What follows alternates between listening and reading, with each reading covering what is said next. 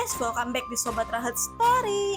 Di video kali ini, Mincu bakal bahas film yang berjudul Warning, Don't Flay 2019. Film ini menceritakan tentang sutradara Melid yang nekat merekam juri gentayangan yang hobinya membunuh manusia demi memenuhi ambisinya untuk menjadi seorang sutradara yang viral. Oke lah, seperti biasa, jika kalian suka sama channel ini, langsung aja di subscribe ya guys, biar kalian gak ketinggalan video menarik lainnya.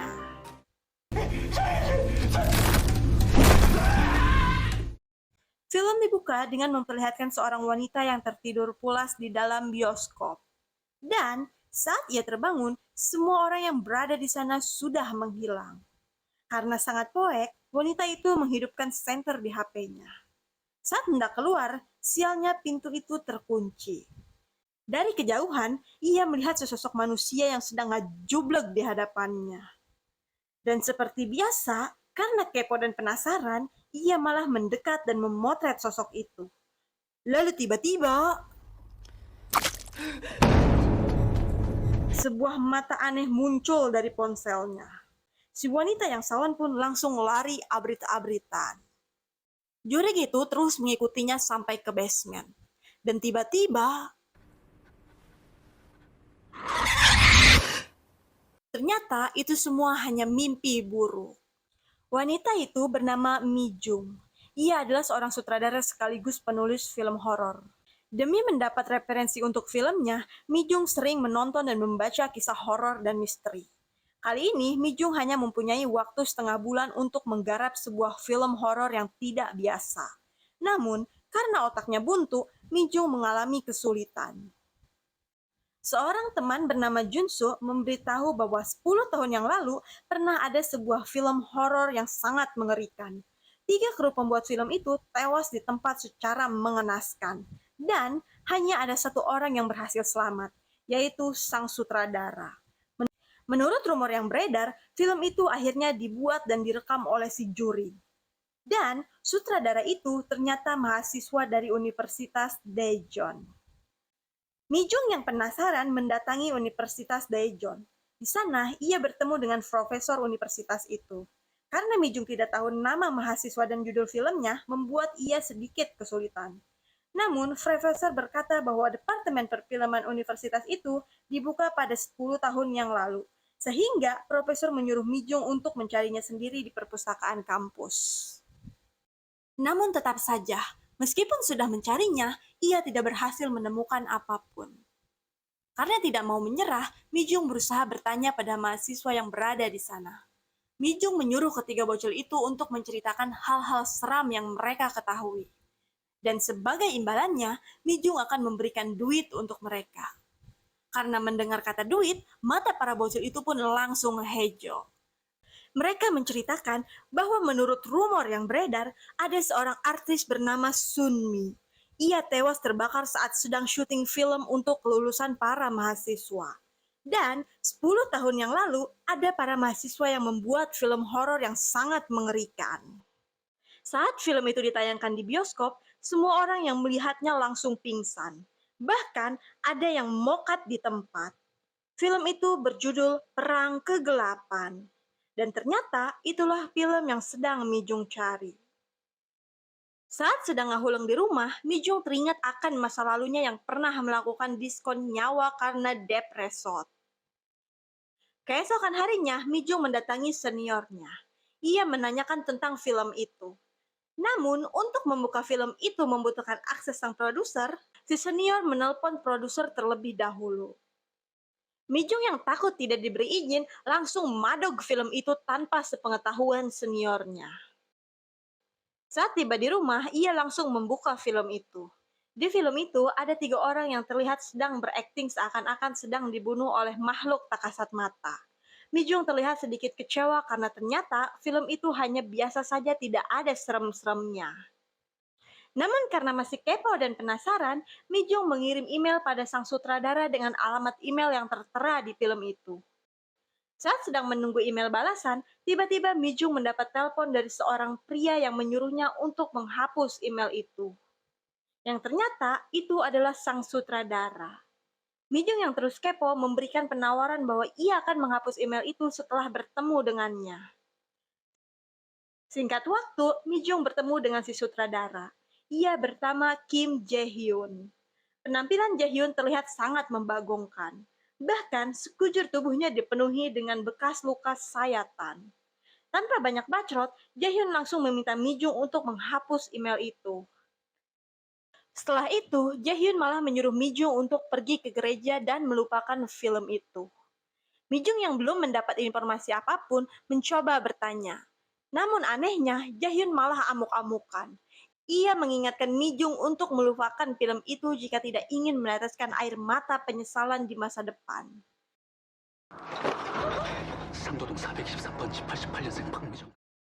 Mijung yang sangat melit malah membuntuti Jae-hyun sampai ke rumahnya. Saat Jae-hyun keluar, Mijung menyelinap masuk ke dalam rumah. Di sana, ia melihat banyak sekali salib yang menggantung. Bahkan, Mijun sedikit ngorejat melihat banyaknya gambar jurig yang sangat menyeramkan.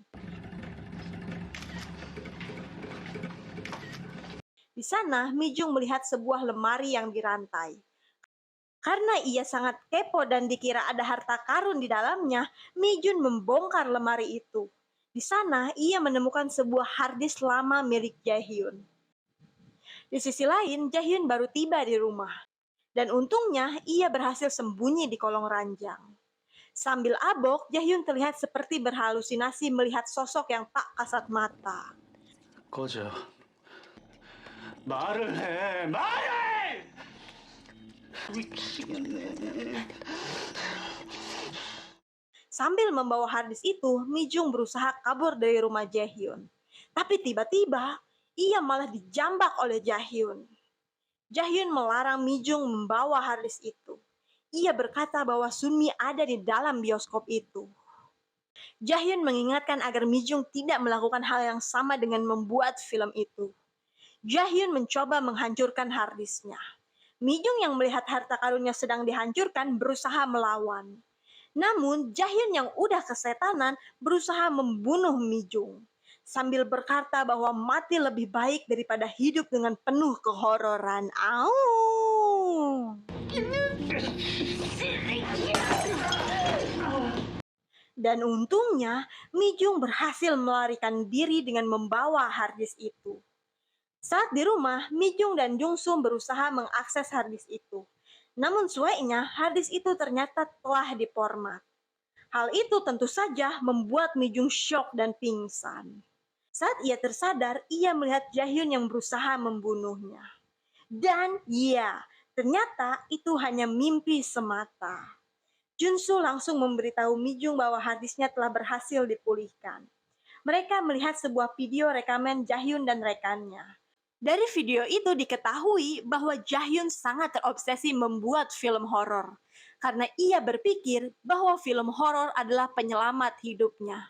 Karena dulu saat SMA, Jae-hyun mengalami pembulian dari para seniornya. Sehingga membuat ia lebih banyak menghabiskan waktu di rumah sakit sambil nonton film horor uji nyali. Jae-hyun meyakini bahwa dengan menonton film horor mampu menghilangkan rasa sakit yang ia alami. Hal itu ternyata sama seperti apa yang dialami oleh Mijung. Bahkan selama di rumah sakit, Mijung juga menghabiskan waktu dengan menonton film horor yang sama.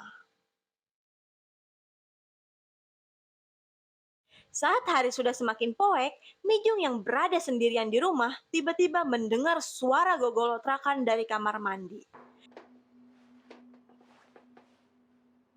Saat Mijung mengeceknya, dan ternyata kosong. Namun tanpa ia sadari, ada sesosok jurig hidung di sana.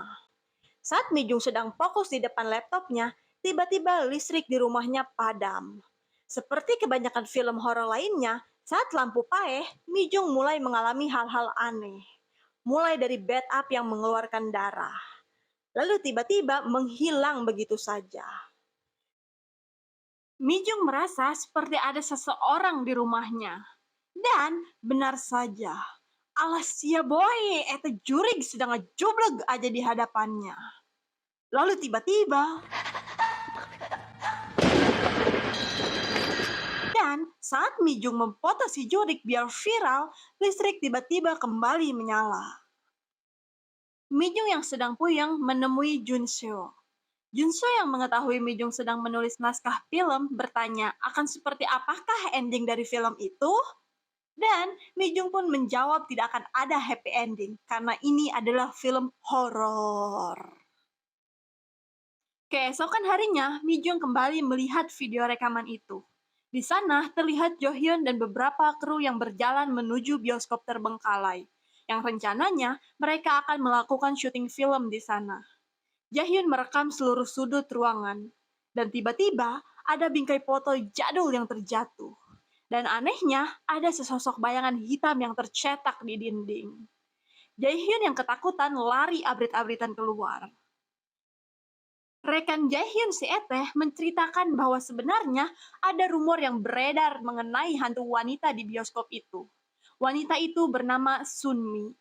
Ia dibakar sampai mati. Setelah mendengar itu, Jaehyun bergegas pergi. Mi Jung yang sudah tahu si Jurik Sunmi ada di bioskop terbengkalai bergegas ke sana. Dan di sisi lain, Junso datang ke rumah Mi Jung. Di sana, ia melihat laptop Mi Jung yang masih menyala. Karena kepo, ia langsung memutar rekaman yang memperlihatkan para kru yang sedang membuat film. Di rekaman itu, lampu tiba-tiba poek. 야, 윤빈! 훨씬 더 아파, 훨씬! Entahlah apa yang terjadi di sana, yang jelas mereka semua terdengar sangat panik. Dan saat obor berhasil dinyalakan, salah satu rekan mereka menghilang begitu saja. Dan terdapat banyak darah berceceran di lantai. Di sisi lain, Mi Jung akhirnya tiba di bioskop. Ia merasa melihat kejadian yang dialami Jaehyun dulu, di mana ia melihat Jaehyun keluar ketakutan. Mi Jung yang semakin penasaran terus masuk ke dalam, berharap mendapat rekaman Jurik Sunmi demi filmnya. Sambil merekam dengan ponselnya, Mi Jung menyusuri setiap ruangan yang berada di bioskop itu. Lalu tiba-tiba, ia melihat kejadian aneh seperti yang ada di rekaman video. Bagaikan masuk ke alam lain, ia melihat rekan Jaehyun si Yongmin sedang memantau-mantaukan kepalanya ke tembok. Terdengar suara minta tolong dari Yongmin. Ia seperti sedang dikendalikan oleh sesuatu. Dan tiba-tiba, si Gempal yang melihat kejadian itu menjadi sangat syok. Bagaikan berada di alam yang sama, si Gempal bisa melihat keberadaan Mi Jung. Mi Jung yang mengetahui hal itu pun menjadi sangat syok. Mi Jung melihat si Jurik Sunmin merungkatkan si Gempal. Mi Jung mencoba merekam kejadian itu. Namun, itu tidak terlihat sama sekali di HP-nya. Mi Jung menjadi sangat panik. Kemudian, Mi Jung melihat si Eteh bertopi yang sedang menyaksikan rekaman Sunmin yang meninggal. Di mana terlihat bahwa saat Sunmin hendak akan melakukan akting gantung diri, tiba-tiba kebakaran terjadi, yang membuat para kru panik paburia. Dan naasnya, Sunmin ditinggalkan begitu saja dengan tali yang menggantung di lehernya, yang membuatnya harus rungkad terbakar. Dan tiba-tiba, si Jurik Sunmin muncul, dan langsung menyerang si Eteh bertopi hingga rungkad. Mi Jung yang melihat hal itu pun langsung lari keluar. Namun saat di luar, ia malah bertemu dengan Jaehyun. Jaehyun bertanya, apa yang sedang Mi Jung lakukan di sini, ha? Jaehyun yang sedikit huleng mencurigai Mi Jung sebagai Jurik Sunmin. Dan edannya, Jaehyun malah menggaplok banget glowing Mi Jung. 대체 무슨 소리라? Ia menyeret Mi Jung ke sebuah ruangan, sambil berkata bahwa ia tidak akan tertipu lagi. Mi Jung terus di sana, Mi Jung diikat di sebuah kursi. Mi Jung yang panik terus meyakinkan Jaehyun bahwa ia bukanlah Jurik. Namun karena Jaehyun udah heleng, ia malah mengacungkan kampak ke leher Mi Jung. Jaehyun mulai menyiramkan bensin di sekeliling Mi Jung. Ia berniat ingin membunuh Mi Jung yang ia yakini sebagai Jurik Sunmin. Mi Jung masih terus ngebacot soal hantu wanita yang membunuh semua rekannya. Mi Jung memberi penawaran untuk membersihkan nama Jaehyun. Mi Jung mau bersaksi di hadapan semua orang bahwa bukan Jae Hyun lah yang membunuh rekannya, tapi si juri Sun Min. Tapi Jae Hyun embung denge. Ia malah berkata bahwa aku tahu itu adalah kau. Dan scene pun flashback. Saat itu, Jae Hyun sebenarnya tahu bahwa teman-temannya telah mati. Dan ia hanya mengambil rekaman video mereka. Setelah itu, ia mengedit ulang dan memasukkan cuplikan itu ke dalam video. Sehingga terjadilah sebuah film yang diberi judul Perang Kegelapan. Film itu berhasil diputar di bioskop. Orang-orang yang melihat film itu menjadi sangat ketakutan. Dan hanya ialah yang mampu bertahan melihat film itu. Dengan senyum bagaikan psikopat, ia seolah-olah bangga dengan hasil karyanya. Setelah selesainya film itu, Jae Hyun jadi mendapat teror yang sangat mengerikan dari si juri Sun Min. Setelah selesai flashback, kemudian ia menyiramkan bensin ke tubuhnya. Ia berniat akan mokat bareng dengan Mi Jung yang ia anggap sebagai juri Sun Min. Saat korek dihidupkan, tiba-tiba api itu padam yang ternyata itu ditiup oleh sungut bau Sun Min. Lalu tiba-tiba Jae Hyun dijerat oleh sebuah tali yang membuatnya tergantung. Mi Jung berusaha melepaskan tali yang mengikatnya. Namun saat tali itu sudah terlepas, edannya ia malah merekam Jae Hyun yang tengah sekarat kegantung di kejemuran. Dan akhirnya ia pun rungkat. Mi Jung yang melihat Jae Hyun udah mokat bergegas lari. Namun saat sampai di suatu ruangan, tiba-tiba ia melihat tangan gosong si juri Sun Min berusaha meraih sebuah peso. Hal itu terasa nyata di mata Mi Jung, di mana juri Sun Min mengejarnya sambil membawa pisau. Sayatan demi sayatan dilayangkan kepada Mi Jung. Dan terdengar suara komat kamit si juri. Entahlah mantra apa yang sedang ia baca. Mi Jung terus berusaha kabur. Lalu tiba-tiba ia malah diseret oleh si juri.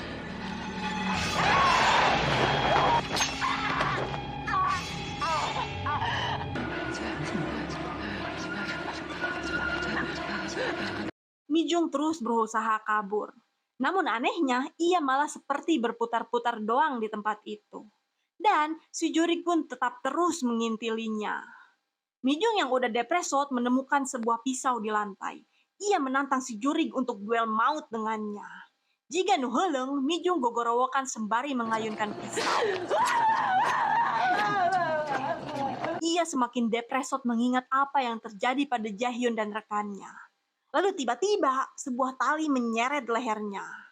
Mi Jung berusaha merekam dirinya yang terjerat. Dan untungnya, ia berhasil terlepas.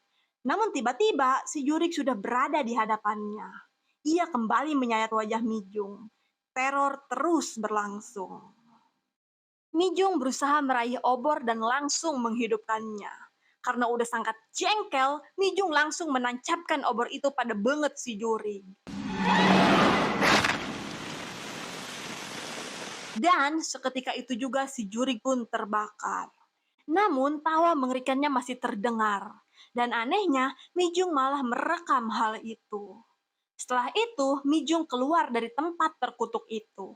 Dan setelah semuanya terjadi, Mi Jung akhirnya jadi memiliki ide untuk membuat sebuah film.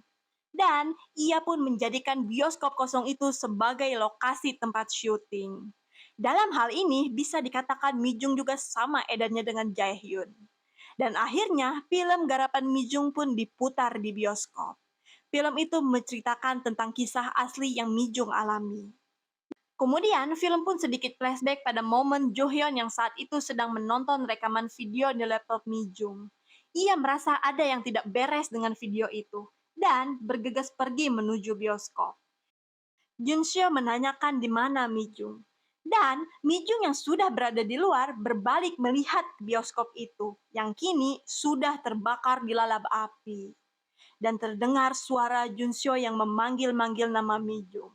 Dan sepertinya Jun Seo berada di dalam bioskop itu dan ikut terbakar. Mi Jung yang edan bukannya menyelamatkan Jun Seo malah bergegas pergi. Dan kini, Mi Jung berhasil menjadi sutradara yang sukses meskipun sedikit kopet. Karena telah mengorbankan banyak hal, terutama Jun Seo dan film pun tamat.